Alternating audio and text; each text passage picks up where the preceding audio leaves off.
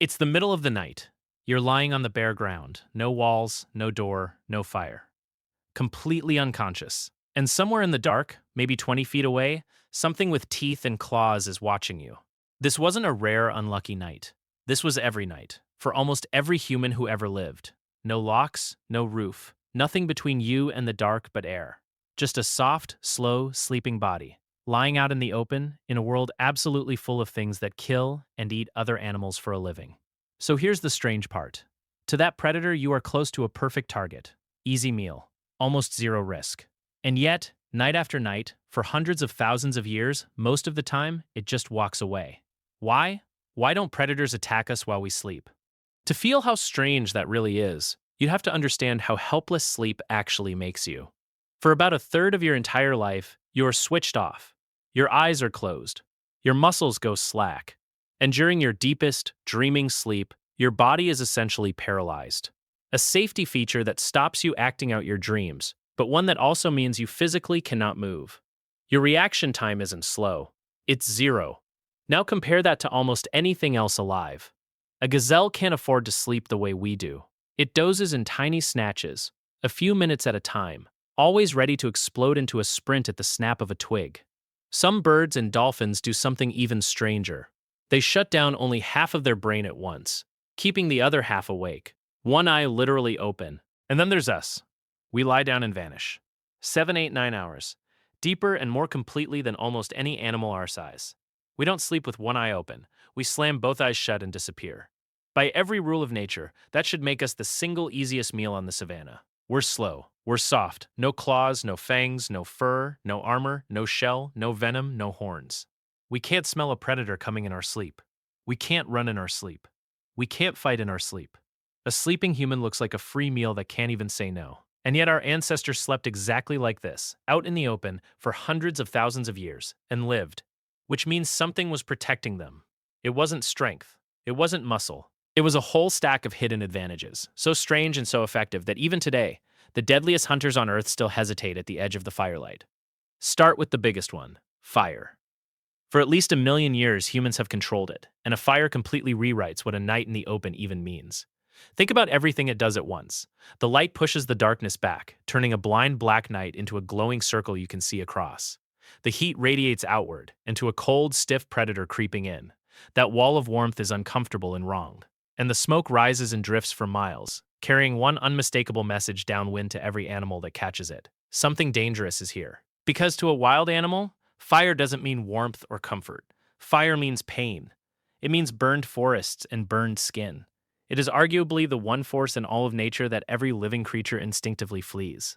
And we, this one soft, clawless species, were the only animals on Earth that picked it up, tamed it, and carried it into the dark on purpose, every single night. But fire did something subtler too. Sit by a campfire in the wild, and every so often you'll catch them. 2 small glowing dots, floating in the black just past the light. That's firelight bouncing back off a predator's eyes, off a mirror-like layer behind the retina called the tapetum lucidum, the same thing that makes a cat's eyes flash in headlights. Our ancestors learned to read those floating dots, so the fire didn't just push predators away. It turned the darkness itself into an early warning system, lighting up the eyes of the very hunters trying to stay hidden. So picture that sleeping human again, but now beside a fire. They aren't helpless at all. They're wrapped inside an invisible wall of light and heat and smoke and a ring of watchful, glowing eyes that give away every predator that comes close. And on some deep, instinctive level, the predators know it. But take the fire away completely. Imagine a human sleeping with no fire at all, and there is still a problem waiting for any predator that approaches. And it starts with something you never think about, the way we smell. To a hunter, scent isn't just information, it's a menu. From the moment they're born, predators learn to sort the world by smell. This scent means food. This scent means danger. This scent means not worth the trouble. And humans don't smell like anything on the usual menu. We don't smell like a deer, or a gazelle, or a rabbit. We reek of wood smoke, of strange salty sweat no prey animal produces, of oils and skin and tanned hides and foreign materials, a scent profile that simply doesn't register as food. And there's a deeper layer under that. Predators are surprisingly neophobic. They're afraid of new things. A strange object, an unfamiliar smell, an unusual shape can make a wild animal circle warily for hours instead of walking straight up to it. Now think about what a human camp is to that animal. Smoke, tools, scattered bones, strange upright silhouettes, foreign scents layered on top of each other. It's a wall of unfamiliar, and unfamiliar makes a predator hesitate. And then there's the biggest thing of all. We don't sit somewhere in the middle of the food web. We sit at the very top of it. We are not prey. We are a rival apex predator. And predators instinctively avoid other apex predators. Because a fight with an equal isn't a meal. It's a gamble you might not survive. So before a hunter has even laid eyes on us, its nose has usually already filed us under a single word: trouble. Here's the assumption this whole mystery secretly depends on. The picture in your head of a lone human, asleep and exposed. Because for almost all of human history, we were almost never actually alone. For hundreds of thousands of years, we slept in groups, families, bands, whole camps pressed close together around a fire. And a sleeping group has a hidden defense a lone sleeper never could. When researchers studied a modern group that still sleeps the old way, out under the open sky, no walls, no clock, they found something remarkable. Across the entire night, there was almost never a single moment when everyone was asleep at the same time. Not because anyone was standing guard, but simply because people are different. The older ones tend to wake early and sleep lightly. The younger ones stay up late. Someone stirs, someone rolls over, someone gets up to feed the fire, someone lies back down. Add it all up, and across a whole night, there were only a handful of minutes when every single adult was unconscious at once. Now put yourself back in the predator's paws. You creep toward what you think is a field of helpless, sleeping bodies, and there is always a pair of open eyes. Always someone half awake who might sit up, shout, hurl a rock, or snatch a burning branch out of the fire and swing it at you. The easy kill you were counting on was, almost every single night, quietly unavailable. And we didn't stop there. We stacked the deck even higher. We didn't just sleep anywhere. We chose our ground. Caves with mouths so narrow only one thing could squeeze through at a time. Rock ledges and high spots with a clear view. Our backs to a cliff or a river so nothing could come at us from behind. And then, tens of thousands of years ago, we recruited the ultimate alarm system, one that slept for us. Wolves, slowly, generation by generation, becoming dogs, curled at the edge of camp, ears twitching at every snapped twig, nose reading the wind. By then, to reach a sleeping human, a predator first had to slip past a creature specifically built to hear it coming, and to wake the entire camp when it did. Now let's flip the camera around completely, and look at this through the predator's eyes, because this is where the real math turns brutal. A wolf, a lion, a leopard, every single one of them lives and dies by one iron rule: never get hurt. We picture predators as fearless killing machines. They are the opposite. In the wild, an injury isn't a bad day. It is very often a slow death sentence. A lion with a cracked rib can't bring down a buffalo. A leopard with a torn shoulder can't climb or ambush. A wolf with a bad leg can't keep up with the pack on the hunt. And a predator that can't hunt doesn't get a hospital or a second chance. It starves. So predators aren't glory seekers. They're ruthless accountants. They chase the safest possible meal every single time. That's exactly why real predators go after the easy marks: the old, the young, the sick, the injured, the isolated. And a healthy adult human is the precise opposite of an easy mark. We come in coordinated groups, we use tools, and we throw things with terrifying accuracy. And even fast asleep, one of us might wake in an instant swinging a sharpened stick. So even a sleeping human is a bet no smart predator wants to place. Because look at the downside.